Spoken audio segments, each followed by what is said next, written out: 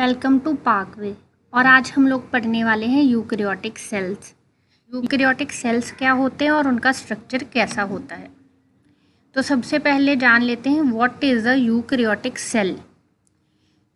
Any cell और organism that possesses a clearly defined nucleus. ऐसा कोई भी ऑर्गेनिज्म या कोई भी सेल जिसका एक डेफिनेट न्यूक्लियस हो उसको हम लोग बोल देते हैं यूकैरियोट। डेफिनेट न्यूक्लियस का मतलब क्या है, जैसे आप लोग ये स्ट्रक्चर देख रहे हो, इसमें ये जो लिखा हुआ है न्यूक्लियर एनवलप, इसको हम लोग न्यूक्लियर एनवलप भी बोल सकते हैं, न्यूक्लियर मेम्ब्रेन भी बोल सकते हैं। तो ऐसा कोई भी सेल जिसमें उसका जो डीएनए है या जेनेटिक मटेरियल है एक न्यूक्लियर एनवलप के अंदर एनवलप हुआ है, एक न्यूक्लियर एनवलप के अंदर सराउंड हुआ है, उसको हम लोग बोल देते हैं यूकैरियोटिक सेल्स।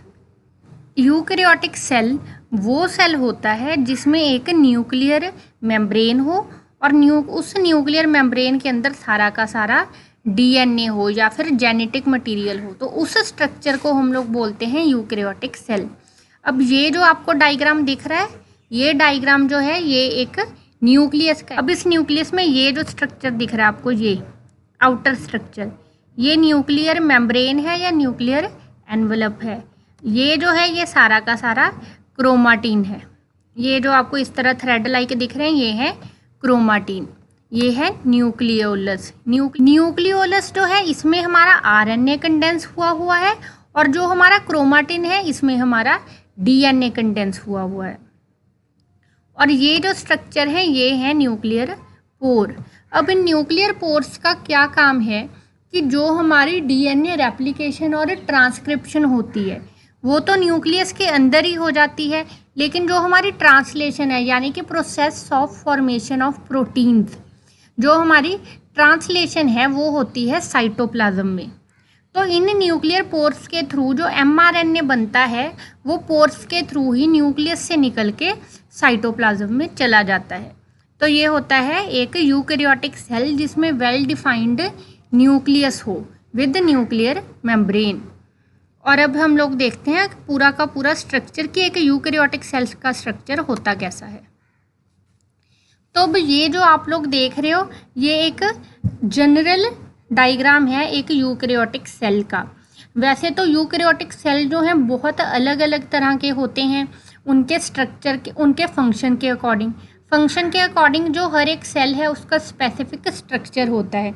लेकिन ये जो डायग्राम है ये वो जनरल रिप्रेजेंटेशन दे देता है कि कौन कौन से ऑर्गेनेली और कैसा स्ट्रक्चर हो सकता है एक यूकैरियोटिक सेल का। सबसे पहले हम लोग शुरू करेंगे प्लाज्मा मेम्ब्रेन से।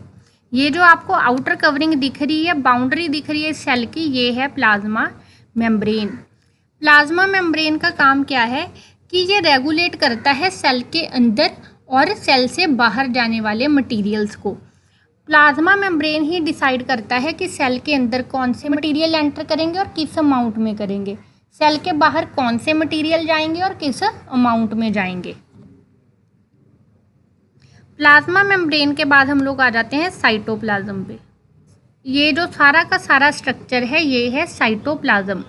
साइटोप्लाज्म जो है मैट्रिक्स है और यही साइट है जहाँ सारे के सारे लाइफ प्रोसेसेस की, रेस्पिरेशन, डाइजेशन, जो कुछ भी लाइफ प्रोसेस हैं वो साइटोप्लाज्म में होते हैं। साइटोप्लाज्म ने ही सेल को शेप दी हुई है, सेल को उसका स्ट्रक्चर दिया हुआ है, सेल को वो कोलैप्स होने से बचाता है। और साइटोप्लाज्म ने ही सारी की सारी जो ऑर्गेनेलीज हैं उनको होल्ड किया हुआ है। साइटोप्लाज्म के बाद हम लोग शुरू करते हैं न्यूक्लियस से।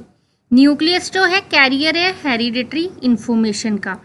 वो कैसे? क्योंकि जो न्यूक्लियस है, न्यूक्लियस के अंदर ही हमारा डीएनए है और जो डीएनए है डीएनए ही हेरिडिटरी इन्फॉर्मेशन को कैरी करता है। इसके अलावा जो हमारा न्यूक्लियस है यही हमारे सेल के मेटाबॉलिज्म को, सेल की डिफरेंशिएशन को और डीएनए आरएनए सिंथेसिस को कंट्रोल करता है। क्यों? क्योंकि न्यूक्लियस में डीएनए है जो इन सभी कामों के लिए इंस्ट्रक्शंस देता है।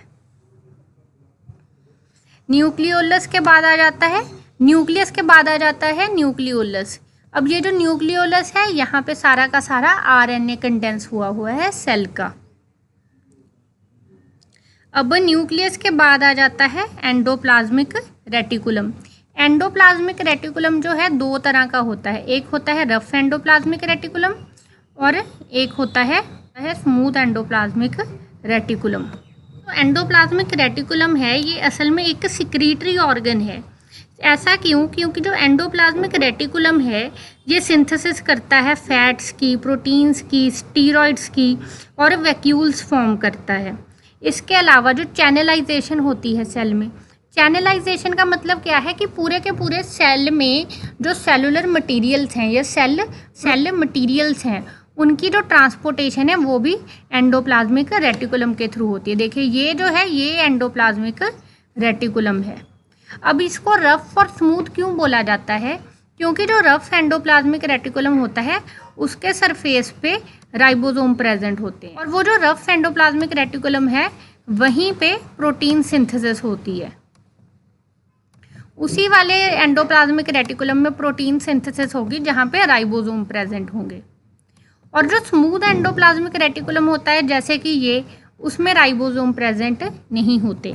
उसके इन सब चीज़ों के अलावा जो एंडोप्लाज्मिक रेटिकुलम है वो सेल की डिटॉक्सिफिकेशन में भी हेल्प करता है, यानी कि मेटाबॉलिज्म के दौरान जो वेस्ट बनता है, जो हार्मफुल मटेरियल्स बनते हैं वो भी जो है एंडोप्लाज्मिक रेटिकुलम उनसे छुटकारा पाने में सेल को हेल्प करता है। आप लोग गोल्जी अपरेटस को गोल्जी बॉडी भी बोल सकते हो। ये जो स्ट्रक्चर है देखिए ये जो स्ट्रक्चर है ये हैं गोल्जी अपरेटस। इन गोल्जी अपरेटस का काम क्या है? ये सेल के पोस्टमैन हैं। पोस्टमैन कैसे? कि एंडोप्लाज्मिक रेटिकुलम ने जो भी सिंथेसिस किया ये उसको सॉर्ट आउट करते हैं कि कौन सा मटेरियल क्या है, कौन सा मटेरियल क्या है। जैसे जो पोस्टमैन होता है वो देखता है कि किस एरिया में कौन से लेटर जाएंगे, कौन से पार्सल जाएंगे। फिर ये उनके लिए वेसिकल बनाता है। वेसिकल मतलब क्या कि उन प्रोडक्ट्स को स्टोर करने के लिए एक वैक्यूल, और ये वेसिकल्स बनाता है। और फिर जिसको जब किसी भी सेल प्रोडक्ट की ज़रूरत होती है किसी भी ऑर्गेनेली को, तब ये जो गोल्जी अपरेटस है उनको रिलीज़ कर देता है। गोल्जी अपरेटस के बाद आता है माइटोकॉन्ड्रिया। ये जो है ये एक माइटोकॉन्ड्रिया है।